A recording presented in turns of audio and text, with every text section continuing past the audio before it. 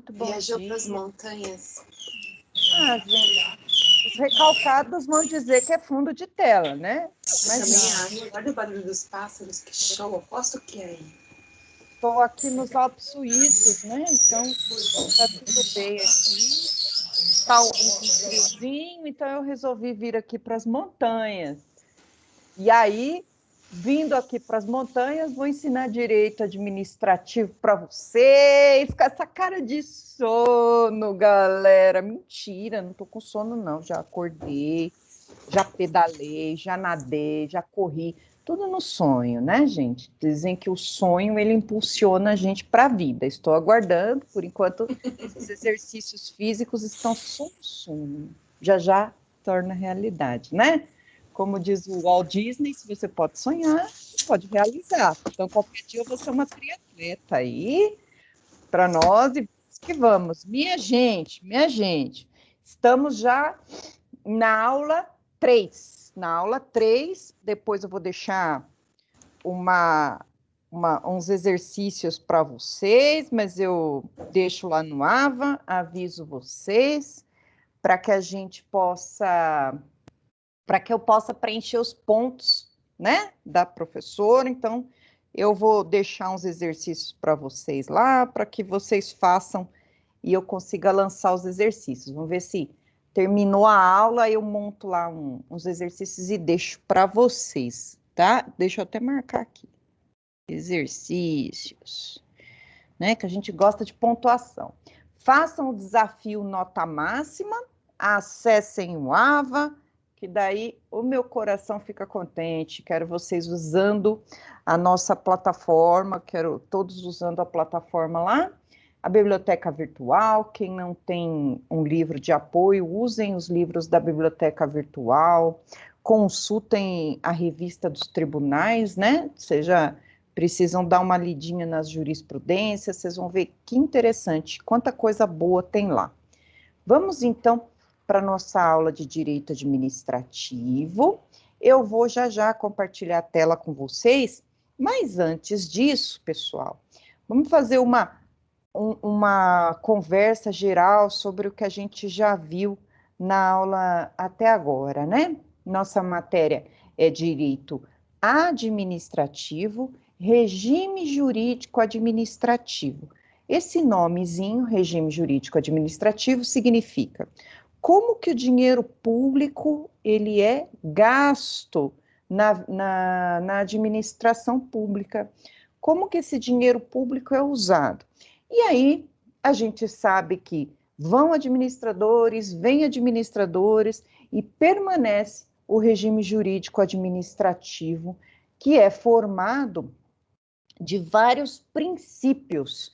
E dentro desse princípio, temos 2 princípios especiais, né?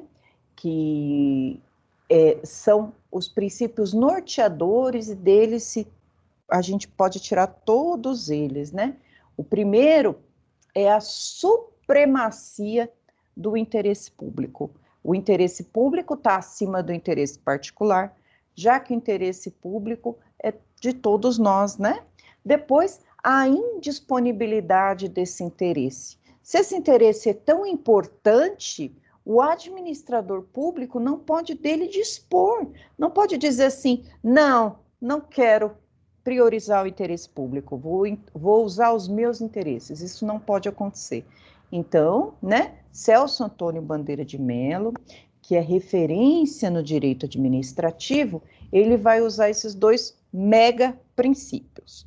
Beleza, então a administração ela é sempre gerida pelo interesse público. O que é mais importante para o interesse público? É esse o norte do administrador público. Mas onde está a administração pública? Nós conversamos sobre isso. Onde está a administração pública? E aí, eu disse para vocês o seguinte, né, que a Constituição vai dizer que dentro do nosso sistema jurídico nós vamos ter 3 poderes independentes e harmônicos. E esses 3 poderes, eles vão ter as funções típicas e as funções atípicas, né? Aí falamos que no direito, nós vamos ter o poder judiciário, que vai julgar as lides no caso concreto, né?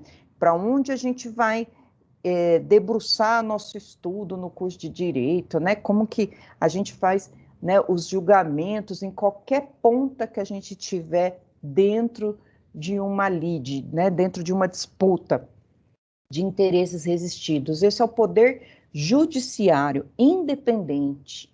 Depois nós vamos ter o executivo e o legislativo. O executivo, ele vai administrar o dinheiro público.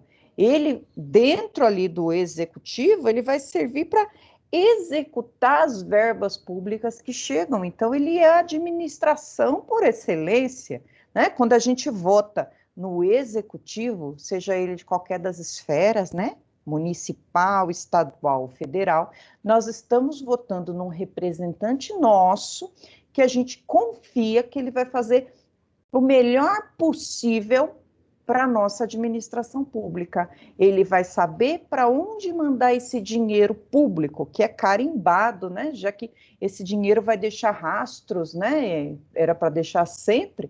Por isso que a gente ouve o tal do caixa 2, né? Caixa 2 seria um dinheirinho desviado ali, né? Então, a gente está confiando nesse administrador público, né, que está lá no executivo, e a gente acredita que ele vai fazer o melhor pelo dinheiro público. Mas o nosso legislador, para nos proteger, ele pensou assim: não vamos confiar cegamente num administrador. O ser humano é passível de erros. Ele vai administrar, mas embaixo de algumas regras. E essas regras são o direito administrativo. Ele pode agir, mas ele está ali amarrado nas regras do direito administrativo. Então, o administrativo, o direito administrativo por excelência, falei para vocês que ele está lá no executivo. O legislativo, ele vai então criar as leis, função típica. Mas vejam, também disse para vocês que ele não está, o direito administrativo, somente no executivo. Os outros poderes também vão exercer funções atípicas. Esse A é negando, né? Então, uma função não típica. O judiciário, por exemplo, ele também legisla e o judiciário também administra. O judiciário também compra materiais, contrata pessoal.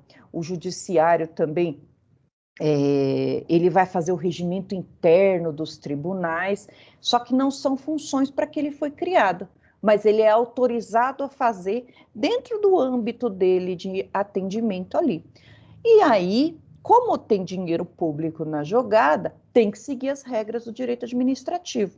O judiciário não pode sair pela rua, né, pegando o currículo de gente que quer ser juiz, que quer trabalhar no cartório, que quer ser serventuário da justiça, que quer ser oficial de justiça. Não, ele precisa abrir um concurso público. E vejam, as regras do direito administrativo vai estar ali, né, para contratação de servidores.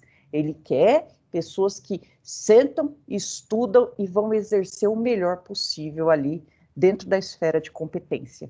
A mesma coisa que nós vamos ter também no legislativo, ele também vai ter funções atípicas, ele também vai administrar, contratando pessoal, comprando o que ele precisa ali, ele compra cadeira, ele faz concurso, também usa o direito administrativo. Então, o direito administrativo, pessoal, ele vai estar em todas as esferas. Onde tem direito público, onde tem dinheiro público, tem direito administrativo. Né? Não pensem vocês como eu pensava na época da faculdade, que o direito administrativo só estava lá no executivo. Não, ele está em toda parte, em todos os poderes que vão ser regidos pelo direito público. Nós vamos ver, né, quando a gente estiver estudando licitações e contratos, né, ou servidores, que às vezes é possível, né, não usar as regras da licitação ou da contratação, posso contratar quem eu quiser, mas são medidas de exceção. Na maioria, sempre seguindo o direito administrativo. Então, quando a gente fala regime jurídico, é o conjunto dos princípios que regem o direito administrativo. Falamos na aula passada alguns dos princípios, né? Falamos bastante deles. E outra coisa importante, onde nós encontramos o direito administrativo? O direito administrativo não tem código. Isso daí mata a gente. Poxa, a gente queria um código com direito administrativo, mas não temos codificação. Ele vai estar lá na Constituição e na legislação esparsa. Direito administrativo não está, então, no Código. Nós, então, falamos onde está o direito administrativo, falamos que nós temos uma jurisdição, né? O judiciário pode rever o que foi decidido lá no direito administrativo, ele não esgota, a administração pública não faz coisa julgada, nós temos o princípio da inafastabilidade do judiciário. Então, se nós, administrados, não gostamos, né, de uma decisão lá no direito administrativo, nós podemos nos socorrer ao judiciário para que ele decida com definitividade se lá no direito administrativo foi decidido corretamente. Nossa legislação, então, permite rever no judiciário. Então, basicamente, foi isso daqui que a gente comentou nas outras aulas, né? Nós estudamos esse regime administrativo, que é uma matéria, pessoal, bem legal de estudar. Eu gosto muito de estudar pelo professor Alexandre Maza. Alexandre Maza é muito legal. Gosto muito dele, eu acho que ele faz um... Deixa eu pegar o livrinho dele aqui, eu estou nas montanhas, mas eu tenho uma cadeira aqui que vai ter o livro. Espera aí. Eita.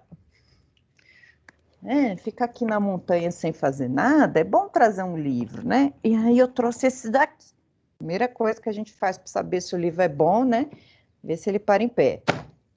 Ah, é que eu coloquei ele meio falso, né? Mas aí não é muito bom, não. Tinha que parar em pé. Eu coloquei um monte de clipes aqui, deve ser isso que tá sambando. Ó, deixa eu focalizar minha tela aqui, porque o sol é muito forte. Manual de Direito Administrativo, professor Alexandre Maza. Ele é muito legal. Quem gosta dessa matéria, que quer estudar essa matéria, quer se especializar, quer fazer OAB, ele é muito bom. Vejam que o livro dele é bem lúdico, bem legal, ele faz bastante miscigenação, ele vai e manda, ele mistura as matérias, né? Então a gente tem uma ideia global. Gosto muito do professor Alexandre Maza. Para a aula de hoje, eu preparei para vocês poderes da administração. A gente falou, né, que um dos princípios fundamentais do direito administrativo é o interesse público acima do particular. Então, como que ele vai exercer? Como que o administrador ele se empodera a ponto de colocar o interesse da administração acima do interesse particular? Para isso vão existir alguns poderes que o administrador tem, né? Ele usa capa, professor? Não. Alguns poderes que a lei vai dar a ele, que ele vai poder ter uma prerrogativa acima do administrado. E aí eu já coloquei isso aí no material de apoio de vocês, já está tudo lá. E eu vou projetar aqui para vocês na tela alguns slides para eu poder me orientar e a gente conversar acerca desses poderes da administração. Cadê? Achei, aula 3 do AVA. Vamos terminar e vamos entrar depois nos princípios, mas na próxima aula. Deixe-me deixar aqui aparecendo a tela inteira. Oh, demora um segundinho.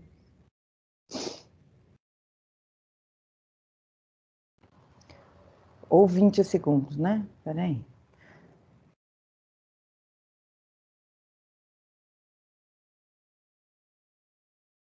Apareceu não, filho. Acho que não vai querer aparecer, gente. Aí eu passando vergonha perante os meus aluninhos. Não vai. Ah! Alegria da professora porque apareceu a tela, né? A gente tem pequenas alegrias e essa alegria é boa. Seção 1.3, quais são os poderes? Olha, uma administração empoderada, né? Quando a gente escolhe o político certo e quando ele usa das prerrogativas que a lei dá, sempre para o bom funcionamento da administração pública e trazer para todo mundo escola boa, segurança boa. O que mais, gente? Escola boa e qualidade de vida, né? Com o custo dos nossos tributos. Olha lá. Quais são, então, os poderes? O que são os poderes da administração? Essa pergunta que norteia a nossa aula de hoje. Olha lá, eu coloquei assim, a seguinte frase: são instrumentos para a defesa do interesse público. Eu vou usar os poderes para defender os interesses públicos. E a classificação dos poderes, cada doutrinador classifica de uma maneira. Eu peguei aqui o nosso querido Matheus Carvalho, não foi nem o Alexandre Maza, porque o Alexandre Maza é muito aprofundado, ele vai colocar 300 poderes. Coloquei aqui o Matheus Carvalho, porque ele é bem localizado, destinado para a OAB. Então, para esse estudo inicial, para a gente, é melhor a gente usar uma doutrina que seja mais focada na OAB, né? Ali já é mais para concurso público. Quais são esses poderes aqui? A gente vai aprender um pouco de cada um deles, né? A hora que bater o olho, eu já sei o que é isso.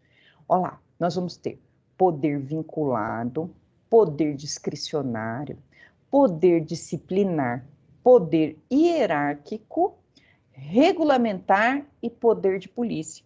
Vocês vão ver que não tem nada a ver com a polícia civil, polícia militar, não tem nada a ver esse poder aqui. Quando a gente verificar cada um dos tipos de poderes, a gente precisa saber do que se trata.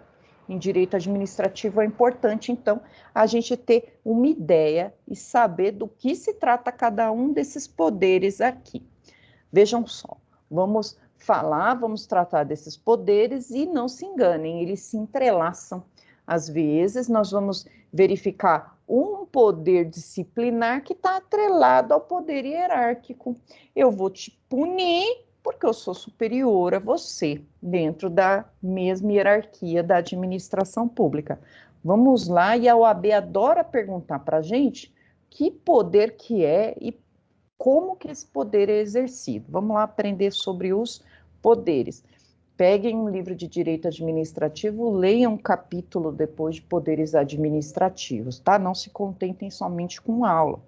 Vamos para frente. Olha lá. E vejam, a gente escuta falar bastante sobre desvio de poder, excesso de poder dentro da administração pública. Esse daqui são os efeitos que o administrador vai ter, os efeitos dele não usar o poder que a lei dá como ele deveria. Lembrem-se, o poder que é a ele investido não é para ele ser o maioral e usar disso para conta própria. O poder a ele investido é para ele tratar a população e o interesse público da melhor forma possível. Então, ele vai ter uma sanção se ele usar esse poder de forma errada, de forma desviada, desvio de poder ou excesso de poder.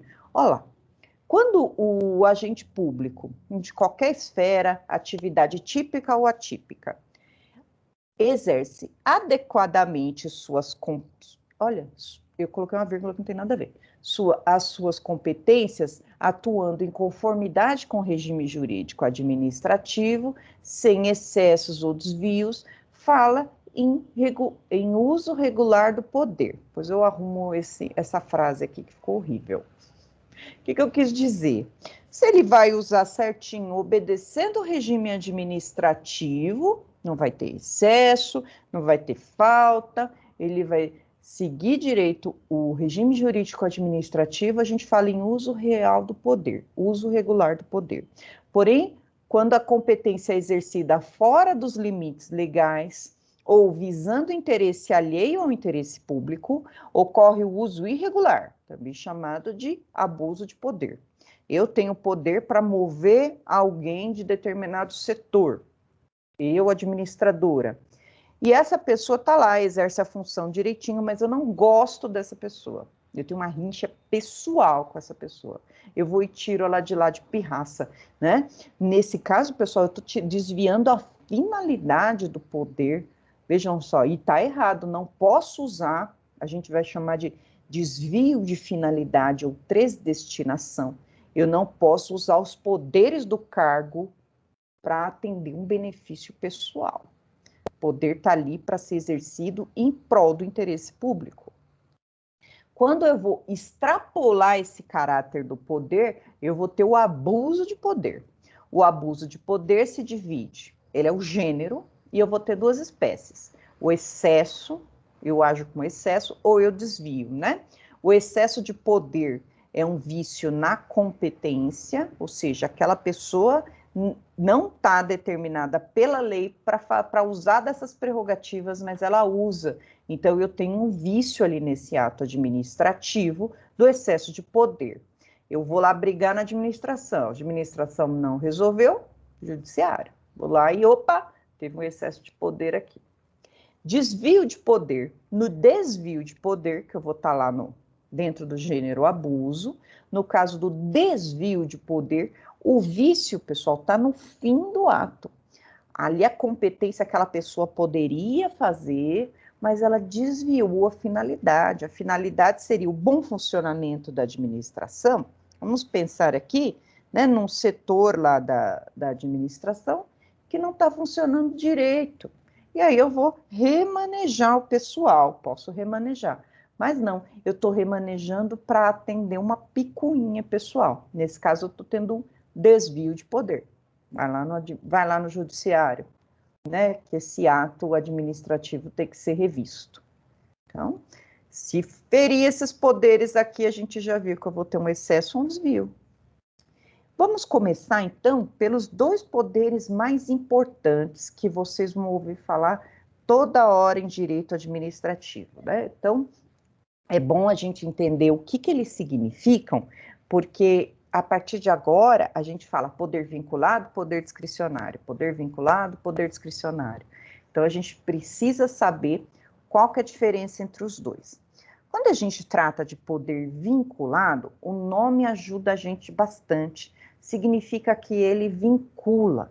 Isso quer dizer que o administrador, gente, ele vai cumprir o que a lei determina e ele não tem que achar nada. Está escrito que ele deve fazer e ele vai fazer. Ele não tem margem de escolha. A margem de escolha vai ser no poder discricionário, que está escrito na lei, mas a lei vai dar uma opção dele fazer ou não fazer, ir por esse caminho e por o outro caminho, que a gente chama, né, nesse ato de discricionário. O vinculado, ele está na lei e a lei vincula. Então, ele não tem margem subjetiva de ação. Vamos ler aqui o slide, aí a gente comenta mais. Olha lá. Conceito de poder vinculado. Poder que a ordem jurídica confere à administração para expedir atos de sua competência, cujos elementos e os requisitos já vêm previamente estabelecidos na lei. Confere à administração pública uma competência para expedir atos vinculados ou regrados, aqui é o Eli Lopes Meireles, no âmbito dos quais a administração não goza de nenhuma liberdade administrativa, devendo expedi-los sem ponderações. E alguns autores, né, a gente sempre vai ver os clássicos aqui na matéria que eles se referem, que é Maria Silvia Zanella de Pietro, Eli Lopes Meireles, e o Celso Antônio Bandeira de Mello. Esses três sempre vão aparecer, né, esse trio. Alguns autores, como a Maria Silvia, negam a autonomia desse poder, sob argumento de que ele só impõe sugestões e limitações à administração. Não terá liberdade na prática do ato.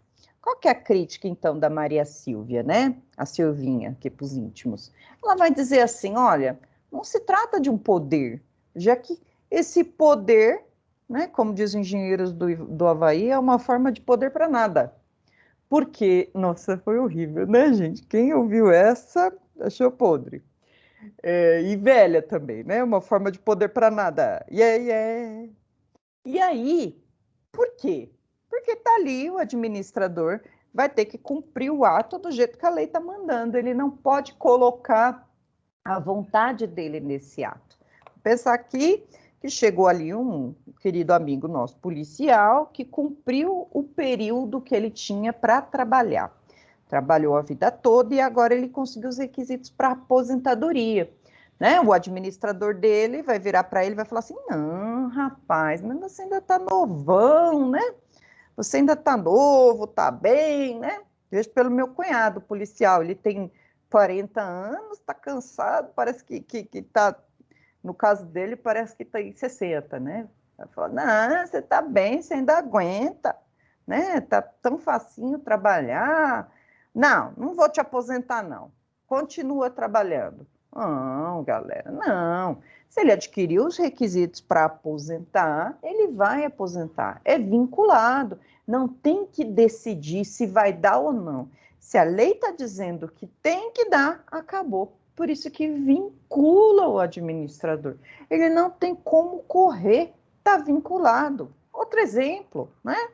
Se dentro da lei de licitações e contratos está escrito que para comprar alguma coisa para a administração pública é preciso passar por um processo licitatório. Quem nunca ouviu falar de licitação é muito simples, né? O dinheiro público, ele não pode ser destinado a quem o administrador quiser. É preciso passar por uma seleção de pessoas que queiram contratar com a administração e dentro dessa seleção de pessoas vai escolher qual que é a melhor proposta para a administração. Às vezes a melhor proposta não é a mais barata, mas a que melhor atende os interesses da administração.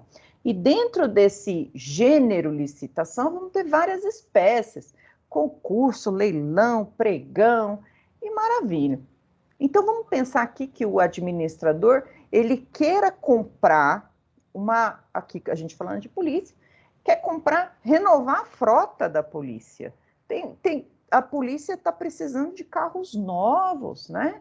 E o legislador, o administrador, ele precisa, então, abrir um processo licitatório, ele está vinculado. Se não tiver dentro das exceções legais em que ele possa dispensar a licitação, não tem jeito. Ele está vinculado a esse ato, ele não pode correr. Então, vamos revisar aqui, o ato vinculado é muito simples, são atos em que a lei, nós vamos falar muito de ato vinculado ainda na nossa aula, a lei não permite entre ele escolher fazer ou não fazer, é vinculado. A Maria Silvia Zanella vai dizer assim, poxa, mas que poder é esse? Poder de seguir a lei não está me empoderando de nada, né? Mas a gente escuta a vida toda que é um poder, então vamos segurar essa aqui que é um poder. Poder de cumprir a lei, de fazer a lei cumprir no exato trâmite da lei, beleza? Vamos passar para o outro poder, aí vai ficar mais simples entender o vinculado. O poder discricionário, pessoal, ele tem algumas características do vinculado. Qual? O legislador precisa seguir a lei. Vamos lembrar do princípio lá do regime jurídico administrativo, princípio da legalidade? Falamos na aula passada, na aula retrasada, também não lembro, que o administrador público sempre vai ter que seguir a lei. O que não tiver na lei para ele é proibido. Ele tem que seguir a lei. O administrador não pode inovar, ele tem que seguir a lei. Diferente do particular. O que é legalidade para o particular? Fazer tudo desde que a lei não proíba, né? A gente que é civil comum, ou quando não está exercendo uma função pública, civil comum, posso fazer tudo desde que a lei não me proíba. Quando a gente está sob o manto da administração pública, eu só posso fazer o que a lei permite. E aí, quando a gente trata de poder discricionário, a lei, lembra sempre debaixo da lei, ela vai dar uma opção para o administrador para que ele, dentro da lei, possa ter uma margem de escolha. A gente chama de margem subjetiva de ação. Subjetiva é vontade, né? Então, eu tenho uma margem subjetiva de ação. E é aí a razão de ser do administrador. Nós vamos votar no administrador pensando, né, lá no poder executivo, e a administração não está só lá, mas nesse exemplo, eu vou votar no poder executivo porque a lei vai dar a ele o poder discricionário, o poder de escolher entre uma coisa e outra. E eu confio que esse administrador, ele sabe o que é melhor para o interesse da sociedade. Olha só até onde que vai a reflexão do poder discricionário. Dentro de algumas opções, ele vai escolher o que é melhor para nós, lá no poder discricionário. E aí, ele vai analisar o que é mais importante para o interesse público dentro das opções de conveniência e oportunidade. Qual que é o melhor para a administração? Vamos ler aqui, então, o que a gente deixou no material sobre poder discricionário. Tem um barulhão aqui na cozinha, né? A Melissa está ali, deve ser alguma entidade espiritual. A ordem jurídica confere à administração pública, na expedição de determinados atos, a possibilidade de se valer do juízo de conveniência e oportunidade, na escolha do objeto, na avaliação dos motivos do ato praticado. Quando a gente aprender ato administrativo, que vai ser na próxima aula, eu vou mostrar para vocês quais são os atributos do ato, o que o ato administrativo tem. Os elementos também do ato. E aí eu vou falar para vocês, essa parte do ato administrativo que ela é discricionária, é o motivo e o objeto do ato administrativo. Essa parte aqui, o administrador pode escolher qual decisão tomar. Eu faço copa com hospital ou com estádio, né? Ele vai poder escolher. Concede à administração pública, então, o poder discricionário, concede à administração certo espaço com a possibilidade de ponderações e escolhas na prática do ato. Pode deliberar a respeito do motivo e do objeto do ato. Quando a lei deixar alguns dos elementos para a prática do ato, para que a administração atue de forma mais livre, com possibilidade de tomada de mais de uma decisão. Vejam só como que funciona o ato administrativo lá no judiciário. Enquanto no ato vinculado, ele precisa seguir a lei nos exatos termos, no ato discricionário, a lei possibilita dele escolher o mérito do ato. Ele vai decidir qual que é o melhor para a administração dele. Olha só, quando isso vai para o judiciário, lembra que tudo pode ser decidido no judiciário. Quando a gente trata de ato vinculado, o Poder Judiciário vai lá e vai fazer um checklist para saber se o administrador fez o ato corretamente. O ato de aposentadoria não aposentou por quê? Não, está errado. Renova esse ato aqui, ele tem direito.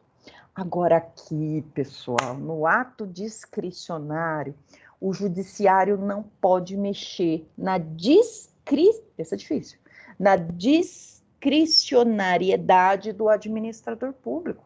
Porque se ele foi designado para escolher entre um ato e o outro ato, o judiciário não pode interferir e dizer, não, mas você escolheu destinar o dinheiro para a escola, mas o hospital precisava mais.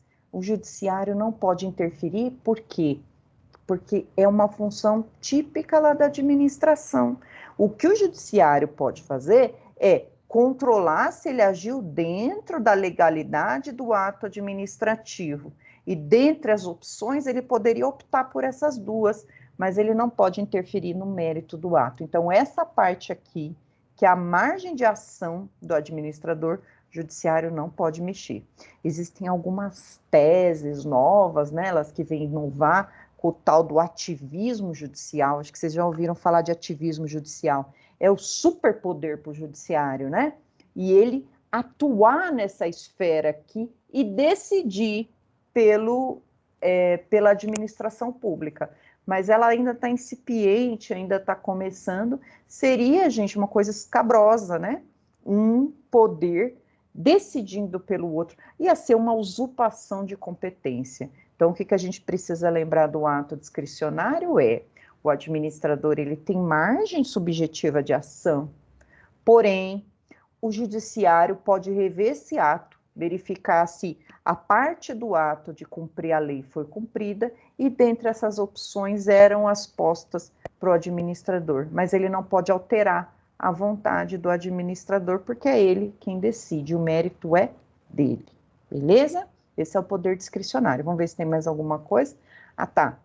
Coloquei aqui, adiantando a matéria, que eu sabia que eu ia ter que falar de alguns elementos do ato.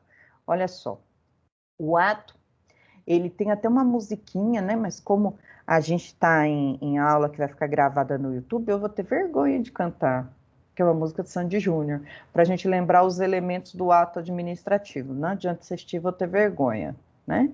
Semana que vem aparece com uma banda aqui cantando, né? Quais são os elementos do ato? A gente vai aprender um por um lá na aula de ato administrativo, mas vejam só, e aí vai ficar mais claro o que passou. Nós temos competência do ato, ou seja, quem pode expedir esse ato administrativo, né? Ah, esse ato administrativo só pode ser expedido pelo prefeito. Finalidade desse ato, qual que é a finalidade dele? Atendimento ao interesse público. Qual a forma desse ato? Será que pode ser por portaria? Será que pode ser por uma nota? Qual que vai ser a forma? Às vezes essa forma está determinada em lei, às vezes não. E a parte aqui, o motivo e o objeto. O porquê do ato, né? E o objeto é qual que vai escolher. Na verdade, quando a gente trata de ato administrativo, né? Nós vamos ter esses elementos, e esses 3 primeiros elementos aqui são 5. Eles são vinculados, ou seja, a lei vai dizer como deve o administrador agir. E esse último, que é o motivo e o objeto, ele pode, não deve, ele pode ficar a cargo do administrador. E é pelo motivo e o objeto que nós vamos entender se o ato é discricionário ou se o ato é vinculado. Por quê? Porque no ato discricionário, o administrador pode escolher o que ele vai fazer aqui no motivo e objeto. Ele vai ter margem subjetiva de ação, atendendo aos critérios de oportunidade e conveniência. No ato vinculado, todos estão vinculados. É uma receita de bolo. Então, ele não pode fugir, senão vai desandar.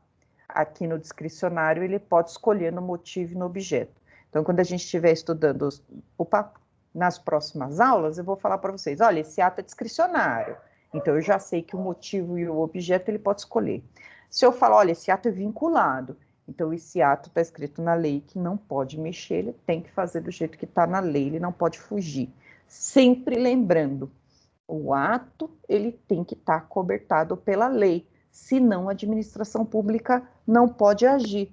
Eu acho que eu já contei para vocês que na minha faculdade eu aprendi errado, ou eu entendi errado, acho mais fácil eu ter entendido errado, porque eu lembro de ter estudado assim, o ato vinculado segue a lei e o ato discricionário é ele que escolhe, mas não, nos 2 casos segue a lei, mas no discricionário a lei autoriza uma ação do administrador.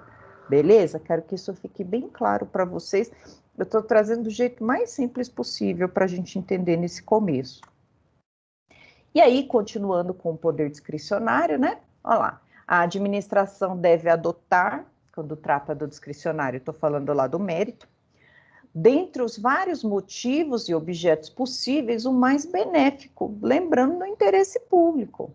Nunca poderá escolher qualquer objeto e motivo. É uma liberdade, então, relativa. E se ele escolher qualquer um, né?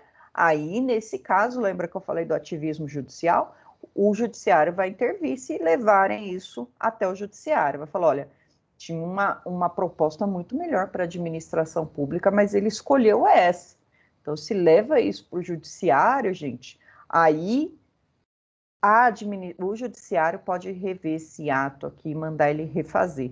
Vejam a importância da fiscalização da administração pública, né? Vejam a importância da administração, seja feita pela oposição, seja feita pelo Tribunal de Contas, ou seja feita pelo próprio administrado, né? Que pode entrar com uma ação popular para poder anular ato administrativo. A lei faculta isso, e o administrado não vai pagar nada de custas, só o advogado, né? Essa é uma açãozinha, deve custar uns 5 mil só, né? Ele veio lá, poxa, o administrador público colocou aqui, né, feriu a moralidade administrativa, lembrem do LIMP, né?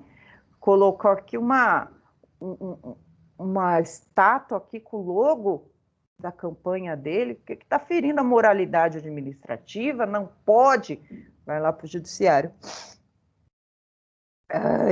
para anular esse ato. E o desvio de finalidade vai ter a sanção pertinente. Pessoal, desculpa, dei um pozinho aqui, alguma coisa que já me atacou a rinite. Observação. O que a gente observa aqui, né?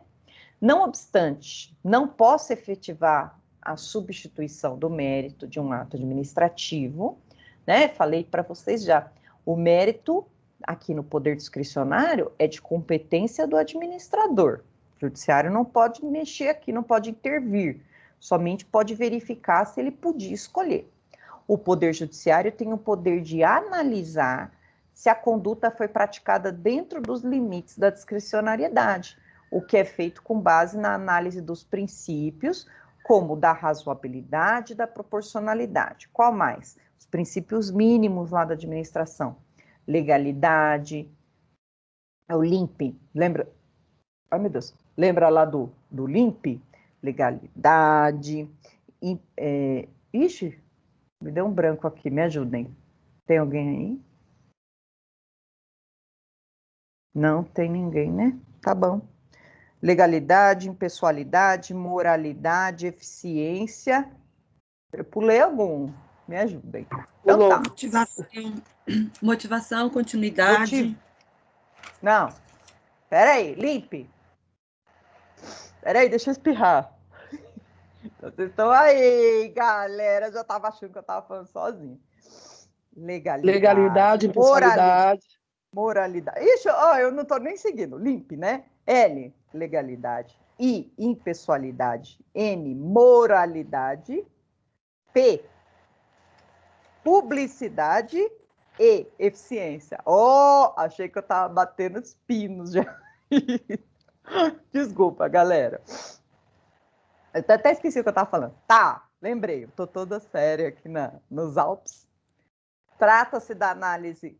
Onde que eu estava aqui? O Poder Judiciário, então, ele tem o poder de analisar se a conduta foi praticada dentro dos limites da discricionariedade, que é feito com base na análise dos princípios, esse que eu falei para você, e também como da razoabilidade e da proporcionalidade. Todos os princípios vão orbitar dentro do direito administrativo. Trata-se aqui da análise da legalidade e não do mérito. De fato, o judiciário pode decidir que a atuação discricionária da administração foi, na verdade, fora da esfera legal de discricionariedade. Foi uma atuação ilegítima, haja vista a desproporcionalidade. Lembrem-se que tudo pode ser levado para o judiciário. Então, o judiciário vai fazer a análise da legalidade, se ele agiu dentro da legalidade. Não vai verificar o mérito. Dentro do mérito, ele pode só analisar a desproporcionalidade. Isso aqui é uma briga, pessoal, que não tem fim, porque eu também entendo que o judiciário, entrando na esfera de atuação, né, da administração, ele está esgotando o trabalho da administração. Então, deixa o judiciário tomar conta de tudo, não é assim? A gente vota ali para a pessoa tomar as decisões dela.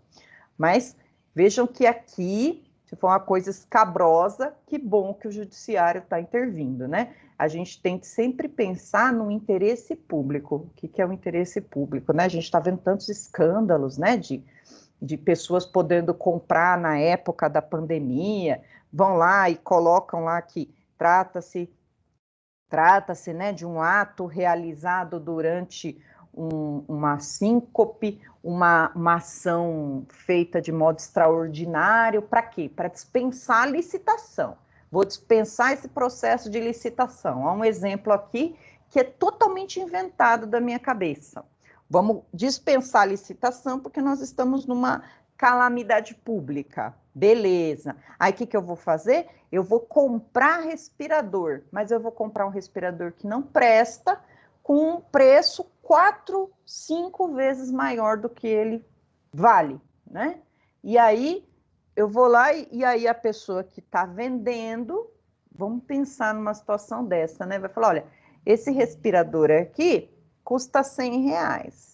Aí esse administrador, né, pode falar assim, vou comprar de você. Vamos fazer assim, eu pago 400, você me devolve 350. Não, 250. Olha só, os caminhos que podem existir. Não estou dizendo que isso existiu, mas vejam, aí entra o judiciário para analisar esse mérito discricionário aqui, vai falar, opa, peraí, isso aqui está desproporcional, isso aqui está tudo errado. A gente está visando o bem da população. Olha, nervosa aqui. A gente está visando o bem da população. Você tem essa margem subjetiva de ação, mas você tem que usar ela para o bem. Estão entendendo, galera? Então, esse exemplo aqui, totalmente imaginário, o judiciário tem que controlar. E aí começam os escândalos aqui, né? Já que afastou a lei de licitação, aí sim que a gente tem que ficar de olho para ver se estão usando direito o nosso dinheiro público, né? Porque a gente vê que, no fim das contas, né, quem move a administração pública é a maioria carente, já que a maior tributação que nós temos é sobre o alimento, sobre a cesta básica. Né? Se a gente for fazer o inventário, eu tenho uma herança que eu vou transferir, eu vou pagar 4% de tributação. A pessoa pobre, a maioria do salário, né, podem olhar lá na fatura do cartão de crédito, né, pô, o que você mais gasta na sua vida? Mercado, né? Tá lá, gasta com mercado, tudo é mercado, né? Ganha 1.950 é mercado, gasta com mercado, gasta com alimentação. E o que é tributado, em sua maioria ali, é o mercado, pô. Às vezes a gente paga 25% de tributação por um alimento. Então, o que sustenta a máquina pública, infelizmente, né, precisa de uma reforma tributária para isso, é a população mais carente. E é essa população que precisa mais da administração pública, né, que não tem condições de pagar um hospital, que não tem condições de pagar uma escola, não tem condições de pagar a segurança. Então, eles precisam desse trabalho da administração pública feito cada vez mais de forma coerente, de forma moral, né, para a nossa população. Tá, galera? Eu vou fazer um intervalinho aqui, porque eu tomei acho que uns 2 litros de água, e a gente volta já já. Agora são 9h15, 9h20, 9h35 a gente volta. 20 minutinhos para tomar um cafezinho. Combinado, meninos? Vamos lá? Então, 9h35, eu vou deixar um slide aqui avisando do intervalo. Oh, meu Deus! Que é essa ruiva aí? Não, não tô ouvindo. Não, não tô ouvindo nada, jovem. A pessoa quer bater papo comigo e o microfone Eu falei assim, ó. Falei assim que você arrebentou com 50 alunos hoje, hein? Por quê? Porque bastante gente, né? Você é maravilhosa. Tem 50 alunos aí? Eu nem vi. Saiu um agora, mas é 50. Que chique, gente! Fiquei contente. Legal, legal, galera. Bom café, bom café. Obrigada. É porque eu tô aqui na montanha. Oi, Lia, Fala. Por acaso, suas aulas vão ser sempre 8h30 ou foi um excepcional hoje? Foi a pergunta de uns alunos, então eu tô repassando. Eu acho melhor 8h30. Tá, porque senão começa a oscilar a internet, à noite também eu vou passar para 7h. Acho melhor 8h30. Não é, galera? Se eu tô 8h30 começando, eu tô com essa cara de sono, a não ser que vocês não queiram. Aí a gente não, tranquilo, eu aceito. Pra mim tá ótimo. Morrendo, pra mim galera. Tá ótimo. Deixa eu colocar aqui. Intervalo. Obrigada. Obrigada eu, galera. Vocês são minhas crianças. 37, tá, gente? Vocês comeram 2 minutos meus aí. Nossa, como reclamo. Até ferver a água, vocês virem, o meu fogão, eu não sei o que eu fiz, eu limpei o fogão e agora a chama tá saindo assim, ó, só de um lado. Eu acho então vai que está perdendo mais 1 minuto, tchau. Não, mas eu preciso contar essas histórias para vocês.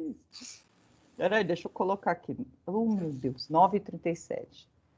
Aqui é fogão Tchau, a lenha, professora. tá? Obrigado. Obrigada, voltem. Já já eu volto aqui, só vou tomar um cafezinho. Beijo. Outro.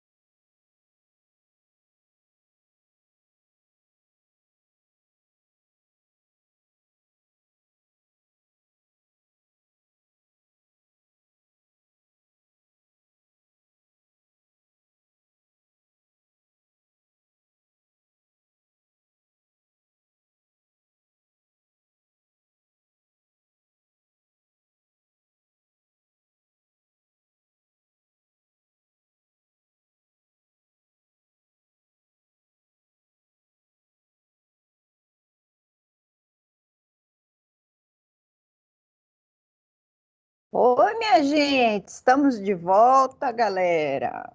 Estamos de volta.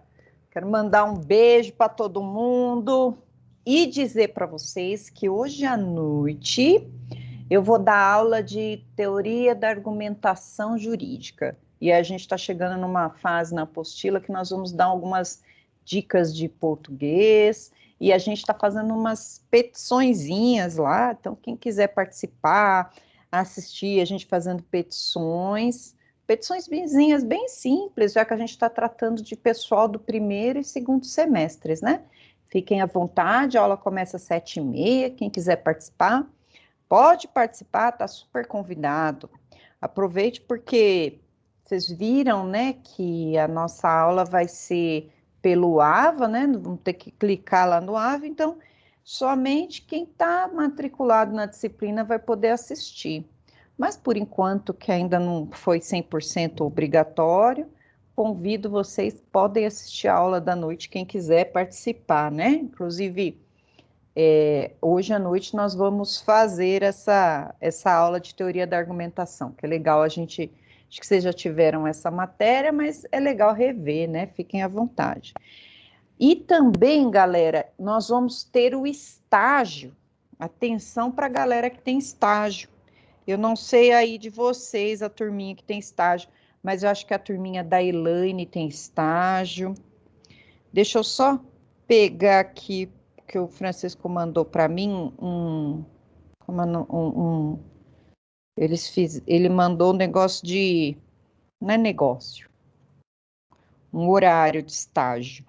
Deixa eu pegar aqui. Começa a semana que vem.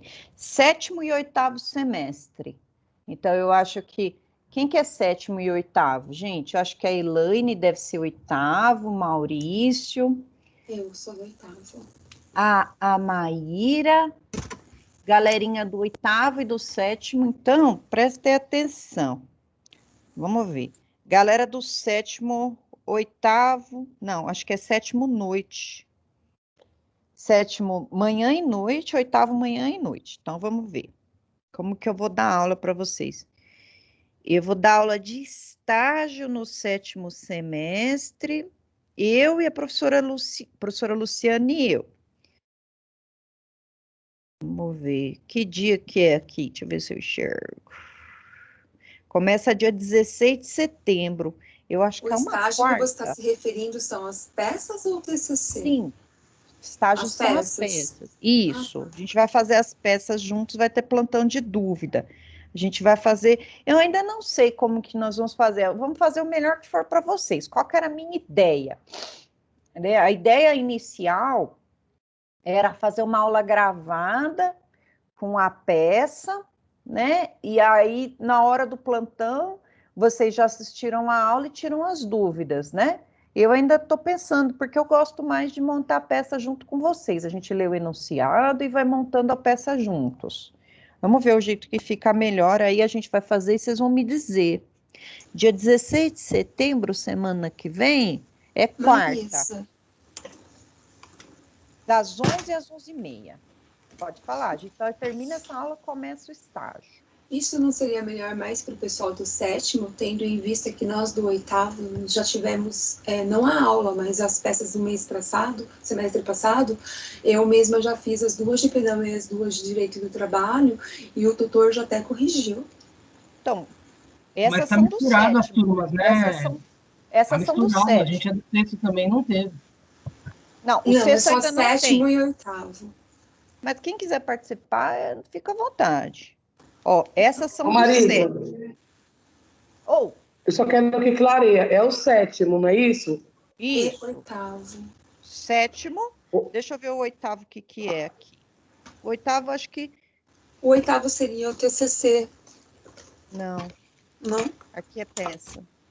Não sou eu que vou estar no TCC, é uma professora Amanda, que eu não sei quem é. Depois vocês vêm com o professor Francisco. E aqui eu não entendi, 15 de setembro... Ah, então são 2. Para o 8º, eu acho que é uma terça, então. Terça de manhã. Mas aí a presença é totalmente facultativa, né?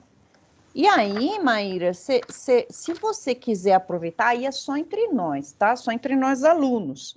Se vocês quiserem aproveitar e trazer para mim, depois do estágio, as dúvidas de TCC, de como que eu faço essa citação, alguma coisa que eu puder ajudar vocês, gente, maior prazer, tá? Não se preocupem. Então, a galera do oitavo, a nossa aula de meia horinha vai ser na terça, e a galera do sétimo, nossa aula também vai ser na quarta, terça e quarta, então. Depois o Francisco vai passar para vocês direitinho, não sei se passou, eu ainda vou criar um link, e aí quem quiser já começar a fazer o TCC, ou a galera da sala da Maíra, se quiser conversar comigo sobre tema, questão problema, problemática do TCC, que eu acho que é uma parte que pega bastante, né? Problemática e onde buscar, a gente conversa também, a gente fala sobre a peça do estágio, e aí, sobrando dúvida, gente, não tem problema, a gente conversa, tá? Vocês vão ter um professor que eu acho que eu vi no grupo dos professores, que é a professora Amanda, que é a professora do TCC. Então, mas lembrando, né, galera, eu posso ajudar vocês dando uma dica ou outra, mas o que esses professores falarem é o que prevalece. Então, entre a minha orientação e a deles, se chocarem, se forem de encontro, vocês ficam com a posição deles. E, acima de tudo, o tutor, que é ele que está dando nota para vocês. Então, próxima terça e quarta, a gente faz esse plantão de peças. Beleza? Recado dado. Vamos voltar para a nossa aula. Alguém tem alguma coisa? Maíra, você ia falar alguma coisa que eu te cortei, desculpa. Cortou não, professor. Não cortou não, professor. Era só isso mesmo em relação às peças, porque a do oitavo semestre, eu não sei como estão os outros colegas, mas eu já fiz, inclusive o tutor já respondeu as duas primeiras peças, tanto do direito do trabalho quanto de penal. Tá, então... Aí como a gente já tem a prática, acho que seria uma aula mais produtiva para o sétimo semestre, não sei. Os dois vão ter, só que um vai ser na quarta, o outro vai ser na quinta. Se não tiver ninguém, tudo bem. E aí, se você quiser aproveitar para a gente, já que você já fez a peça, a gente falar alguma coisa do seu TCC, a gente usa isso para o TCC. Tá, perfeito. Tá bom? Tá bom, obrigada. Imagina. Deixa eu colocar aqui, então, na nossa aula novamente.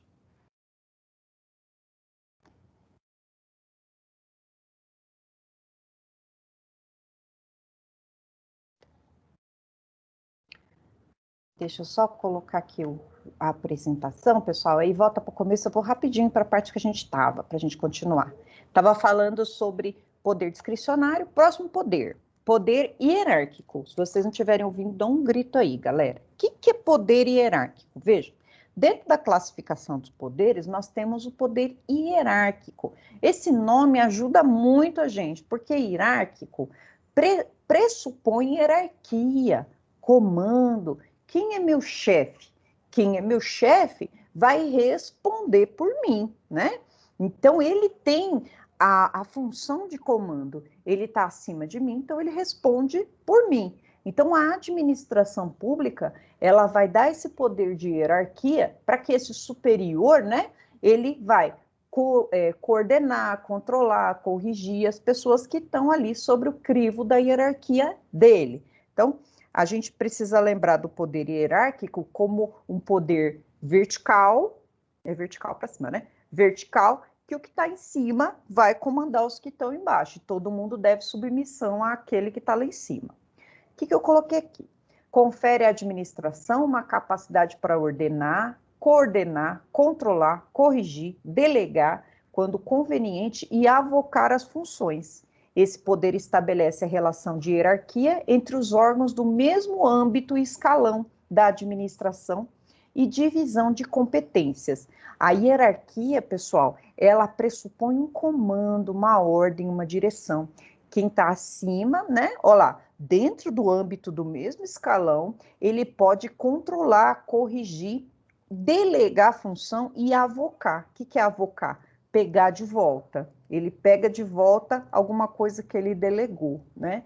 Vamos pensar aqui num poder de comando, e aí a gente viu esses dias, né, aquele escândalo que apareceu na televisão, achei até interessante, né, com um jurista comentando acerca daquela voz lá de comando do desembargador. O desembargador, ele está em qual poder? Está lá no poder judiciário, né? Está lá no judiciário, e o judiciário, ele queria dar uma ordem num subalterno da guarda municipal. Vejam, eles não têm relação nenhuma de hierarquia, né? Não tem hierarquia entre a guarda municipal e o judiciário.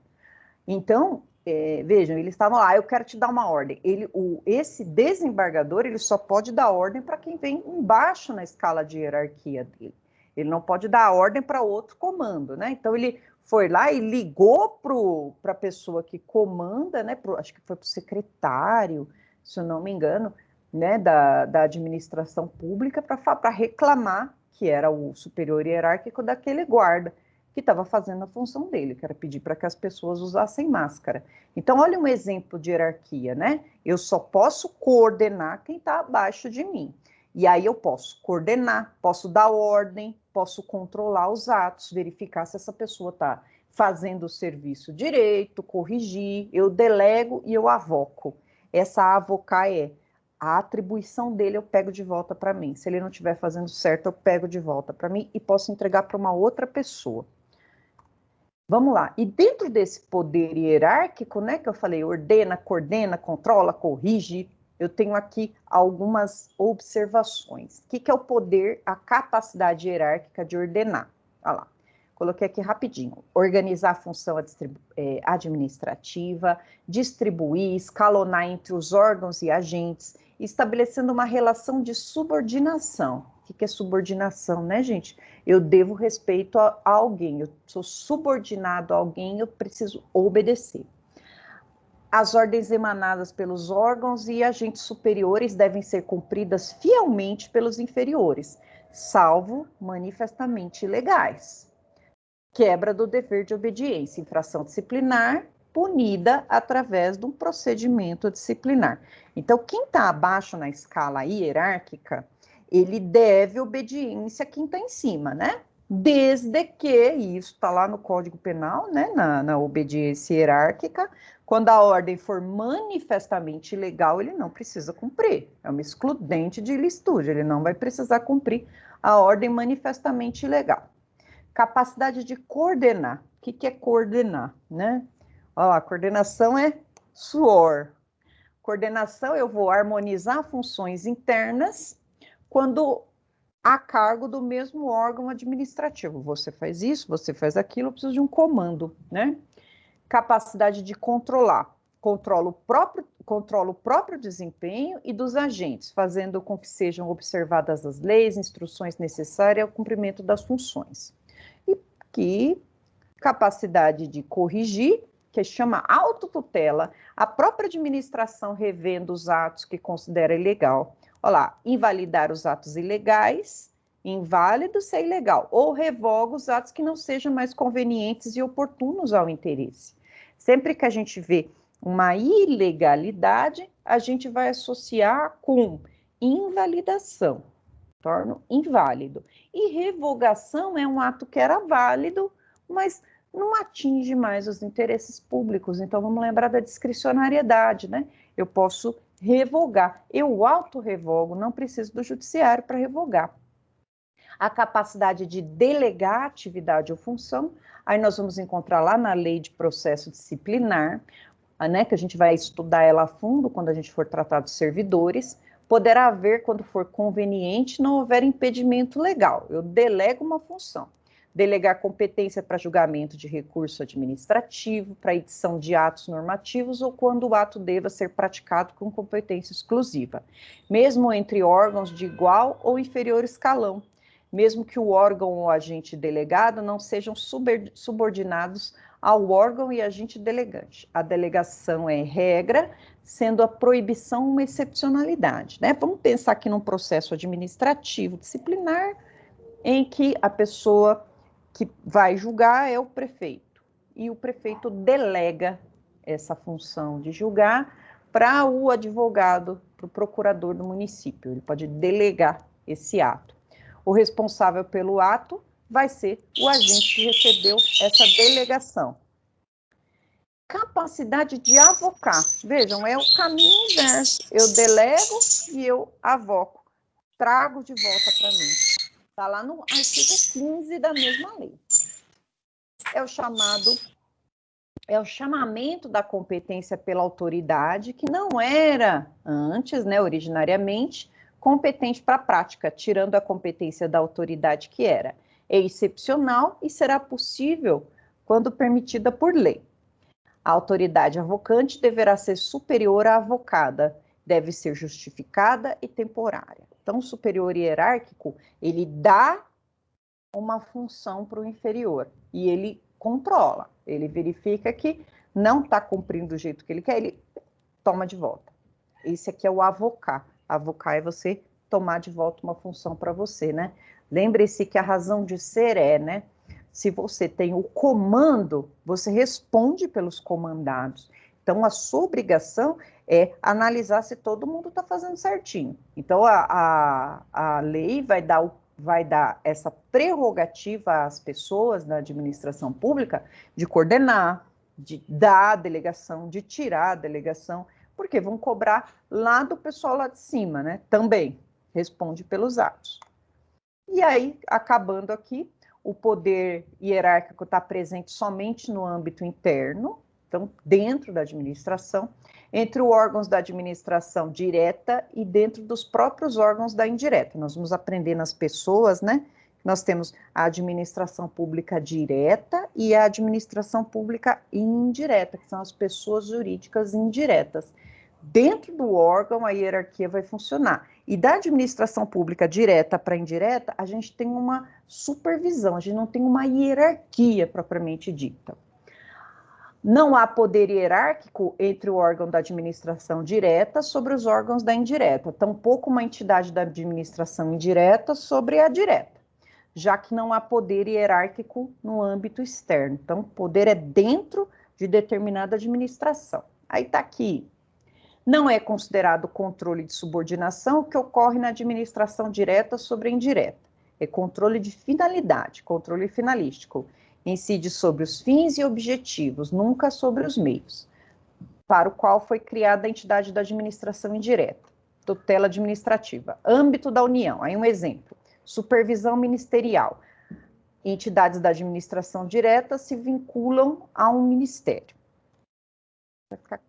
Aí eu coloquei aqui para vocês um julgado, né, acerca de controle, depois vocês dão uma lidinha, e vamos para o poder normativo, né? Quando a gente estiver falando sobre as administrações direta e indireta, acho que nas próximas aulas a gente já vai tecer esses comentários aqui sobre subordinação e sobre hierarquia.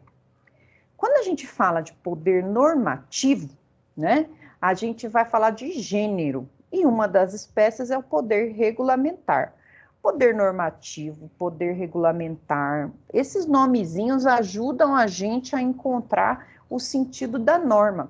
É o poder, gente, de expedir leis em sentido amplo, né? O poder regulamentar, eu vou traçar regulamentos, eu vou trazer normatização à lei, né? Vamos pensar aqui que eu tenho lá o regramento no Código Tributário, falando acerca do recolhimento de determinado tributo, ICMS, ou declaração do imposto de renda.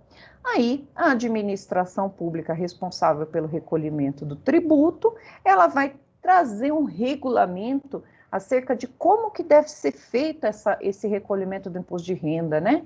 Antigamente, aí, né, no tempo do Guaraná com rolha, eu lembro que meu pai preenchia o imposto de renda dele e do meu avô numa folha de papel, né, fazia, e tinha que ser com a letra bonita, e depois ele comprou uma máquina de escrever, né, que era uma ostentação naquela época, né, fazia o imposto de renda bem bonitinho, letra de forma, e eu lembro que eu queria fazer letra de forma só para aprender a preencher imposto de renda, né, hoje em dia a gente não quer fazer, mas naquela época era muito bonito ver ele fazendo. E depois era disquete, né? A galerinha aí nem sabe o que é disquete, nem sabe o que eu estou falando. Vejam, era estabelecimento de um regramento de como que aquele tributo ia ser recolhido. Então, eu tenho a lei e embaixo como fazer, né, que seria esse poder normativo. Eu estou regulamentando uma lei, eu não inovo no ordenamento jurídico, eu não crio obrigações, eu não crio restrições, eu simplesmente dou o como fazer, né? Olha lá, vale para todos os órgãos da administração pública. O poder normativo se traduz no poder conferido à administração de expedir normas gerais, ou seja, atos administrativos gerais e abstratos, com efeito erga omnes. Erga omnes significa abrange todo mundo, contra todos. Não se trata de poder de edição de leis, mas um mecanismo para edição de normas complementares à lei. Então, presta atenção, esses ordenamentos não criam direitos novos, eles só regulamentam os já existentes, né? Como que eu faço para pedir uma guia? Qual que é uma guia, né? Guia espiritual? Não, professor. Como que eu faço para pedir uma licença? Qual que é a guia que eu preciso recolher? Né, lá no âmbito do judiciário, eu tenho várias taxas para eu pagar, tem um regulamento do tribunal dizendo, né, qual que é a guia tal que eu recolho, vejam, como que eu cumpro essa norma, espero que vocês estejam entendendo. E aí, dentro da espécie do poder normativo, eu trouxe aqui o poder regulamentar. Esse aí é atribuído somente ao chefe do executivo, ele vai expedir regulamento, é atribuído exclusivamente à chefia do executivo para regulamentar a lei, como eu executo a lei. Regular matéria não reservada à lei, que é o regulamento autônomo, ou disciplinar internamente, em caráter geral ou abstrato, as atividades do executivo, regulamento administrativo. Que hora que vai funcionar a repartição, né? Quem que vai fazer cada coisa, eu estou regulamentando a lei. Então, poder normativo, poder de editar normas que vai regulamentar a lei, como vai funcionar a lei dentro aqui da administração pública, lembrando do princípio da legalidade, que só consigo fazer alguma coisa se tiver na lei. Então, vejam como a administração pública, ela vai ser sempre regulamentada pela lei, né? Há quem ache, quem entenda que ela é engessada, e esse engessamento, entre aspas, pessoal, serve para proteger o nosso interesse público. Tanto é que está tendo uma nova onda aí, né, na administração pública, e vocês estão vendo os novos políticos entrando, e eles já chegam assim com a seguinte premissa: eu não sou político, eu sou administrador, não sou político, eu sou administrador. E aí eles vão se deparar com a burocracia administrativa do regimento jurídico administrativo, né? E aí eles acham que o negócio está parado, que não funciona, mas vejam, a gente precisa dessa burocratização, eu não estou falando da burocratização que não tem fim nenhum, mas a gente precisa de regulamentos para poder saber para onde está indo o dinheiro, se está atendendo o interesse público. Então, a gente viu agora, né, bastante gente caindo fora do governo, lá o pessoal do Guedes indo embora, dizendo, tem muita burocracia, porque eles estão, né, acostumados com a administração privada, que eles podem ter uma margem de ação muito maior, podem fazer o que quiser, mas a hora que você cai para a administração pública, meu amigo, você precisa seguir a lei, né, e a lei ela é burocrática. Então, se a pessoa tem essa visão, administrador de empresa privada, na administração pública funciona diferente. E o administrativo, né, não pode mudar, não. Tem que seguir o regimento, porque ele está lá na Constituição. Então, quando vem esses políticos, né, eu acho até interessante, porque eles colocam num tom pejorativo, né?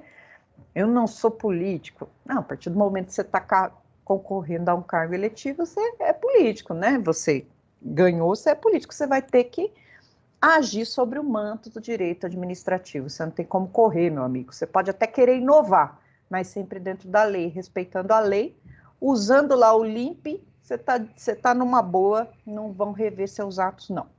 Continuando aqui, com a permissão de vocês, poder, a gente falou do hierárquico, falamos do normativo, agora disciplinar, tá acabando na aula. Façam, professor, poder disciplinar. Aplicação de penalidades. Olha que facinho. Disciplinar. Vou aplicar uma penalidade.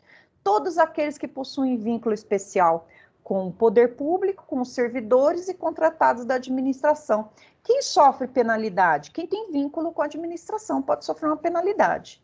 A aplicação das penalidades depende do respeito ao devido processo legal, no qual sejam respeitados o contraditório e a ampla defesa. Como isso é importante, pessoal, como isso é importante, né? Poder disciplinar, vejam que está lá no artigo 5º da Constituição, eu não vou saber o inciso de cor, e vai estar dizendo assim, a todos no âmbito judicial ou administrativo, é garantida ampla defesa o contraditório. O que isso significa? Para você ser condenado por uma penalidade, você precisa ser ouvido. Não existe penalidade sem ouvir o outro lado, isso é um princípio básico do direito, né?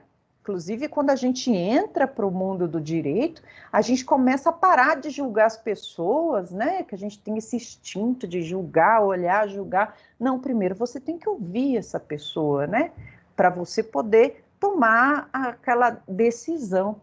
E isso acontece toda hora, pessoal, toda hora. E quem for militar como advogado nessa área administrativa, que for cuidar de processo disciplinar, precisa saber processo civil, né? Por quê? Porque o administrador, só que uma fofoca para vocês, ele não sabe, né? Então, o que vai acontecer? Vai aparecer lá uma suspensão, vamos pensar num servidor lá que trabalha no hospital. O menino é um auxiliar de enfermagem no hospital concursado. E aí, teve uma falta disciplinar, o superior hierárquico não gostava dele, deu uma falta disciplinar para ele, vejam que a moralidade administrativa ali comprometida. A impessoalidade também, né? E aí foi lá e deu uma suspensão para ele, falou assim, olha, o senhor está suspenso e não vai exercer sua função enquanto perdurar o procedimento administrativo disciplinar, que é o tal do PAD.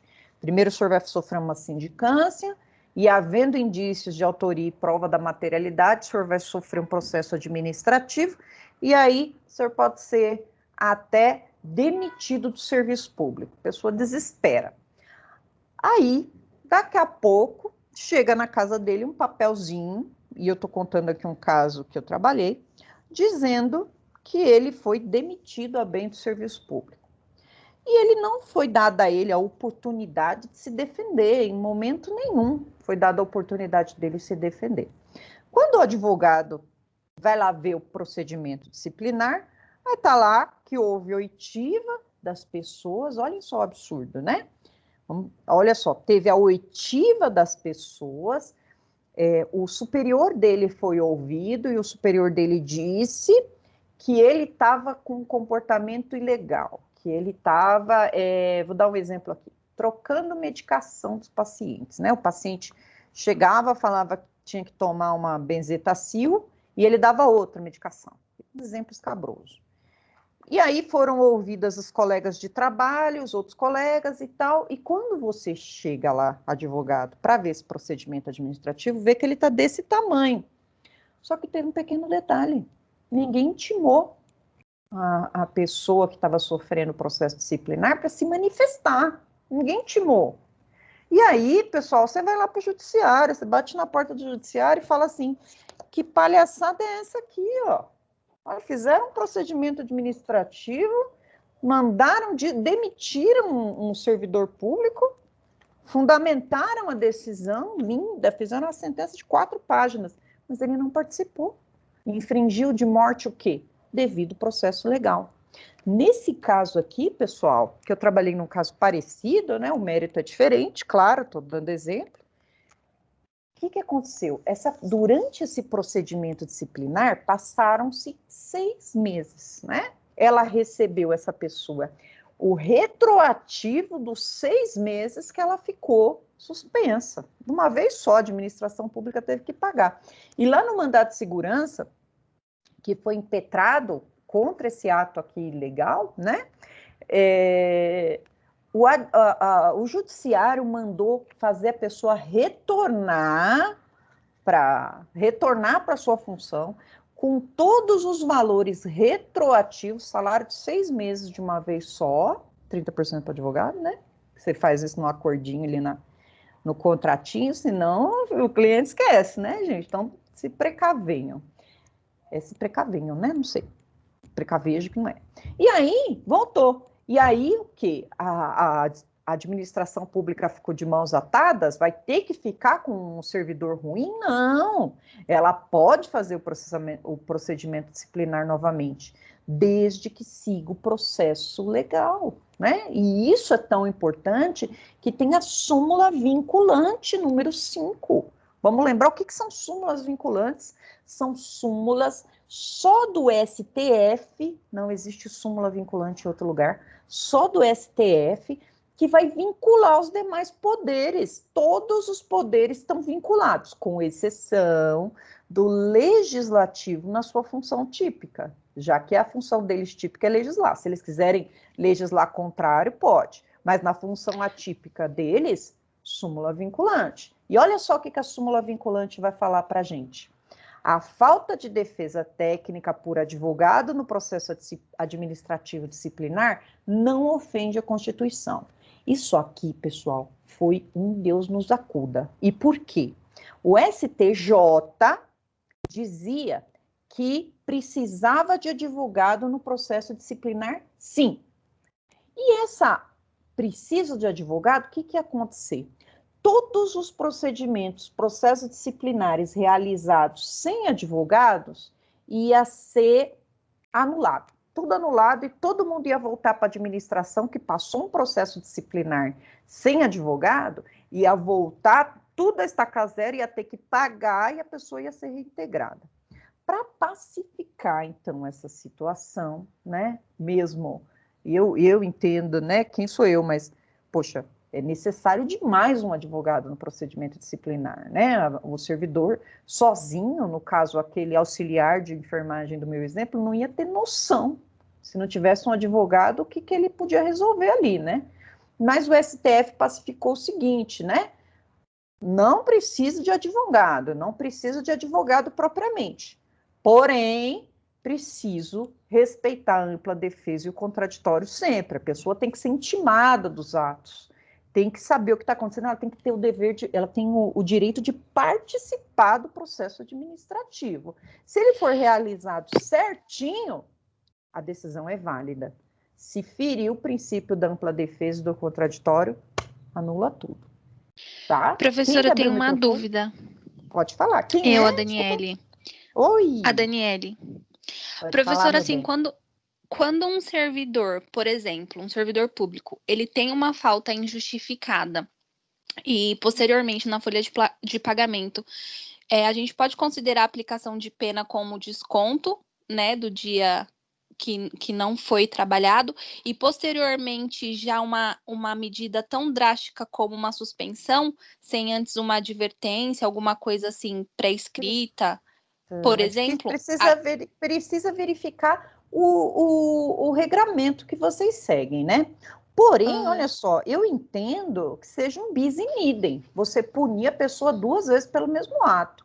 Quer dizer, a pessoa faltou injustificadamente e já teve o desconto, então já foi punida. Além disso, sim, suspender, aí eu tenho uma dupla imputação pelo mesmo ato, aí não pode. Aí então, é isso. E é judiciário, né? Questão judiciária, porque teve aplicação de duas penalidades, né? E aí uma suspensão que posteriormente também vai gerar um desconto na folha de pagamento também, sim, né? Então, são 3 punições do mesmo ato. Você está dizendo o mesmo ato, por exemplo, você, Daniele, faltou, um exemplo, você faltou no dia 4. E desse dia 4 que você faltou, gerou todas essas punições, aí não pode. Sim. Agora, se você faltou dia 4, beleza. Na outra semana você faltou dia 12, aí é um outro ato, né? Aí teve a reincidência, tudo bem você aumentar a punição. Agora, pela falta do dia 4 incidirem 3 punições, aí é excesso, né? Bis in idem. Tá. Era essa a minha dúvida. Obrigada. Nada, meu bem. Vamos continuar aqui, galera, alguma dúvida aqui? E essa súmula vinculante foi um babado, pessoal, porque, assim, só entre nós aqui, né, precisa do advogado no processo administrativo disciplinar, né? É muito raro você chegar numa repartição pública que vai seguir direitinho o procedimento administrativo conforme o CPC. Se a gente for pensar que no judiciário, que só faz isso, a gente consegue anular processo, imagina num lugar que não é a competência afim. Então, o que pode existir de procedimento disciplinar? Muito. Olha aqui um nicho para quem gosta de direito administrativo trabalhar, né?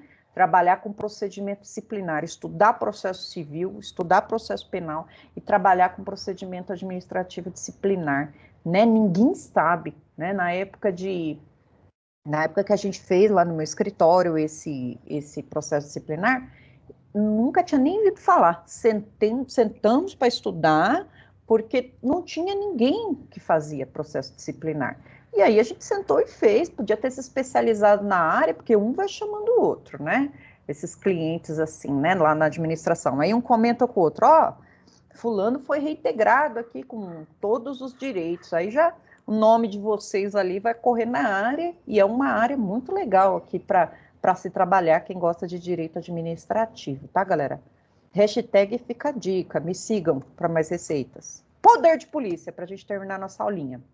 Que é isso, galera? Poder de polícia. Não venham me irritar achando que é polícia militar, polícia civil, polícia ferroviária, não tem nada a ver. Vamos ver o que é poder de polícia. Polícia, né, significa cuidar, significa tomar conta, se policiar, né? Olha lá, eu tenho dois conceitos aqui para vocês, no conceito amplo e o conceito estrito. Qual que é o conceito amplo? O conceito amplo do poder de polícia é toda e qualquer atividade desempenhada pelo Estado e dirigida a restringir liberdades individuais, alcança os poderes executivo e o poder legislativo. Mesmo uma lei que venha restringir uma liberdade, seria decorrente do poder de polícia, já vou explicar isso. Sentido estrito, mais reservado, o que é?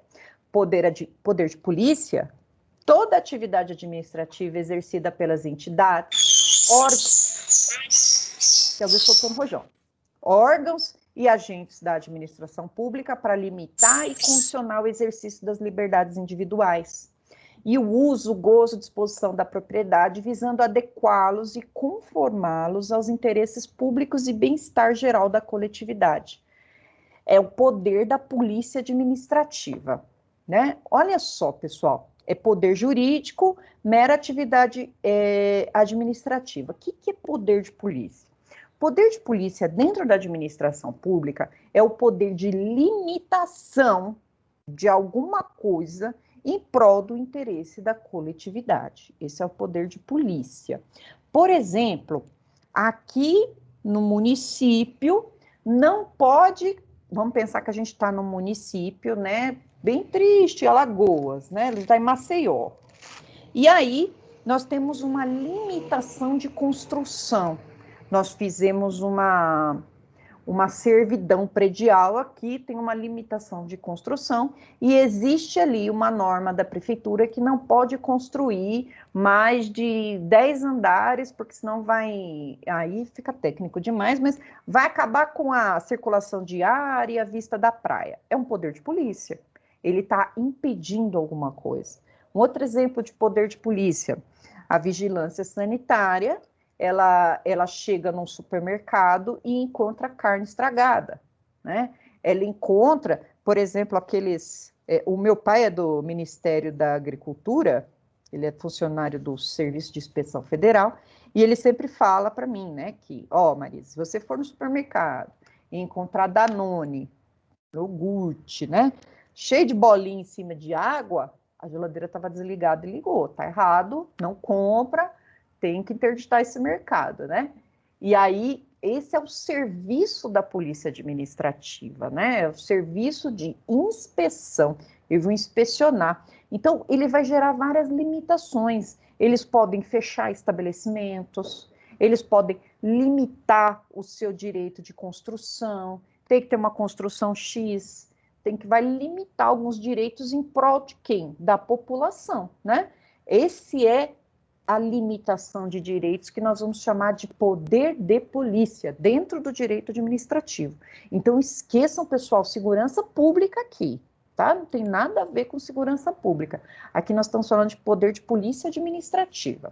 Vamos aqui, está acabando o objeto do poder de polícia. Um bem, um direito, uma atividade exercida pelo particular são limitados pelo poder de polícia da administração, que, entretanto, não poderá abolir direitos. Não poderá abolir direito administrativo, apenas limitá-los de modo que não ponham a coletividade em risco.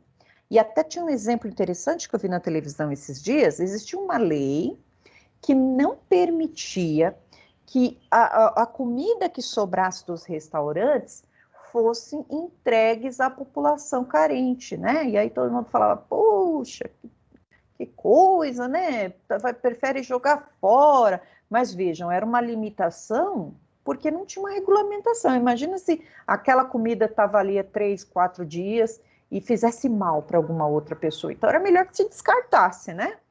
Vou jogar no lixo? O lixo é uma outra pessoa? Não, então em prol daquela... Aí veio um regramento, tem que ser a comida assim, assim, assim, pode ir lá entregar. Mas se fizer mal, ainda nós temos um resquício de responsabilidade. E essa aqui é uma limitação dada pelo poder de polícia, né? Já que até para entregar, é lixo, então se é lixo, joga no lixo, entenderam, gente? O poder de polícia é um poder de limitação de atuação. Eu posso abrir uma barraquinha de cachorro-quente, igual esses dias eu vi na internet, né, num vídeo do Zap, o rapaz fazia cachorro-quente, eu adoro cachorro-quente. E aí, de onde ele pegava água para cozinhar? Da valeta, né? Punha ali o balde, aí via a valeta, ele pegava água e cozinhava a salsicha. Não sei se é verdade, né? Mas me mandaram e aí eu, mesmo assim, não desisti do cachorro-quente. Mas vejam a importância da fiscalização administrativa ali para saber se tem contaminação ali ou não. Motivo, qual que é o motivo do poder de polícia? Né? A razão de fato ao direito que enseja a atuação do Estado, né? Por exemplo, vigilância da saúde. Manifestação é uma atividade administrativa manifestada através de atos com destinatário indeterminado, gerais ou abstratos, individuais ou concretos, sobre prevenção ou fiscalização. Então, ninguém pode construir a determinados metros do mar, que eu estou tendo uma limitação geral. Ou a limitação concreta. Você que vai trabalhar com gêneros alimentícios, você tem que seguir esses protocolos aqui da administração. Isso é poder de polícia. O poder de polícia, em regra, é discricionário, né? Então, o legislador, o administrador, ele tem margem de ação. Ele pode escolher o que fazer ou não, ele tem essa margem de ação. Então, o poder é discricionário. No entanto, a administração não pode ficar inerte, tem que exercer. Tem o dever de responder, decidir a respeito de pedidos do administrado. Na hipótese da administração manter-se inerte, a inércia poderá ser apreciada pelo judiciário. Exceção: as licenças são exemplos de atos vinculados, devendo ser conferidas quando o particular cumpre todos os requisitos. Vamos explicar aqui. O que ele está falando aqui acerca da discricionariedade, né? Ele precisa agir. E aí, se ele fica inerte, o judiciário manda ele agir. Eu tive um exemplo, assim, de uma pessoa que comprou um lanche. Quando ele abriu o lanche, sabe aquele lanche que vem enroladinho no papel filme? Quando ele comprou o lanche de determinado estabelecimento, o lanche estava todo estragado, o presunto já devia ter sido enterrado, enfim, estava cheio de larva, né? Tirou foto. E aí encaminhamos para o órgão da perícia lá da prefeitura, para que eles fizessem a avaliação e autuassem lá o estabelecimento que vendia a comida, né? A gente chegou lá para ver o estabelecimento, eles estavam se adequando, né? Eles não deixavam mais o rato subir na mesa, porque eles deixavam o pratinho no chão. Aí o rato comia o pratinho, estava no chão, enfim, uma porcaria. E aí, como a administração pública não respondeu acerca do laudo, veja, era só para ela já colocar um laudo ali, né? A gente envolveu, fizemos um estardalhaço, ela ficou inerte. Aí nós mandamos lá o juiz intimar a administração, né, sob pena de multa. Cadê esse laudo? Veja, ela não pode ficar inerte, ela tem que se manifestar e juntar, fazer com que aquela pessoa junte os certificados de licença, de como que ela está lidando ali com a saúde pública, já que a gente poderia buscar uma indenização daquela pessoa X, que tinha aquele lugar que fornecia comida. Mas é também papel da administração pública o poder de vigiar ali, saber se as normas estão sendo cumpridas, né? Por que naquele incidente terrível que aconteceu lá no Rio Grande do Sul, lá em Santa Maria, da Boate Kiss, houve esse estardalhaço todo? Porque haviam as limitações do uso da boate, bombeiros e tal, e não estavam sendo cumpridas. Então, o administrador, ele também responde acerca disso. Ele tinha um dever de polícia ali e não cumpriu, né? Pelo que a gente viu na televisão. Quais são as sanções dentro do poder de polícia da administração, né? Elas são expressamente previstas, né? A Daniele falou, olha, tem uma sanção aqui que se eu faltar eu tenho um desconto no salário, beleza? Tem que estar lá, ela tem que ter uma sanção determinada na lei, né? E aí pode-se ter também cassação de licença, multa, interdito o estabelecimento, apreendo o determinado alimento sem nota fiscal, por aí vai, né? Aí eu tenho alguns setores que eu coloquei aqui, ó, Inmetro, polícia ambiental, edilício, só alguns exemplos, tá? Vigilância sanitária, eu tenho fiscalização do Serviço de Inspeção Federal, Ministério da Agricultura tem o Serviço de Inspeção Federal, vocês compram lá a peça de carne, vem lá o carimbo do CIF, né? E aí vai estar mostrando pra gente, inclusive ontem parece que tombou um caminhão, vocês viram? Lá na BR, a motorista disse que tombou o caminhão para não bater no carro da frente que parou de repente, né? Eu tenho medo disso, né? Eu saí de perto de caminhão justamente por isso. Os caras não conseguem frear. E ela, um ato de heroísmo, tombou o caminhão para não bater, não causar um acidente. E aí o que aconteceu? Um monte de gente furtando carne, né? Que é absurdo. Né? Saquearam, eu duvido que alguém chegou ali e perguntou para a menina, para a motorista, ela estava bem, mas saqueando carne, coisa mais horrorosa desse mundo, né, gente? Onde que está indo a humanidade, né? Poxa, mas tem seguro, não interessa, né? Aquilo é um furto. A hora que chegou a polícia, saiu todo mundo correndo atravessando a BR ali. Nossa senhora, aquilo ali me chocou ontem, né? Aquela situação ali, eu falei, caramba, né? Que coisa triste, né? A gente vê essas situações aí, mundo afora, né? Aqui em Itapecerica, coisa triste, né? Até olhei para ver se não tinha, né, algum conhecido, né? Que a Zé Povinho é fogo, né? Já falei assim, deixa eu dar uma olhada, né? Algum aluno, né? Algum aluno, falei, eita, deixa eu ver se tem um branquinho fortinho lá correndo, marido da minha amiga, a Nilda, né, Maurício? Não lembro. Só conheço assim de vista, algum aluno. Mas pelo amor de Deus, né, gente? Prof, mas teve um caminhão também que tombou aí faz uns 15 dias de livro, ninguém pegou nenhum. Ah, é? Legal. Ave Maria. De livro. Vai fazer o que com o livro, né? Tá que nem uma caloura lá de Itapecerica, eu achei engraçado, ela falou para mim, professora, eu tô aqui com um código penal de 1900 e bolinha, né? Dá para usar? Falei, dá, isso aí, se a porta estiver batendo, você coloca ele ali, que a porta não bate de jeito nenhum, que é uma beleza isso aí. Professora, só um esclarecimento aí, a Nilda não é minha esposa, não. A gente é só amigo, colega. Não, a gente é colega. Ô Maurício, eu tinha certeza absoluta que você era casado com ela? Por quê? Não sei, eu achava isso. Mas agora, no momento, não ainda. Meu Deus! Desculpa, brincadeira à parte, brincadeira à parte, mas não é, não. A gente é só colega de estudo. Prof, meu marido está aqui do lado. Gente, me perdoa. Eu fico casando as pessoas, gente. Desculpa. Ô, Nilton.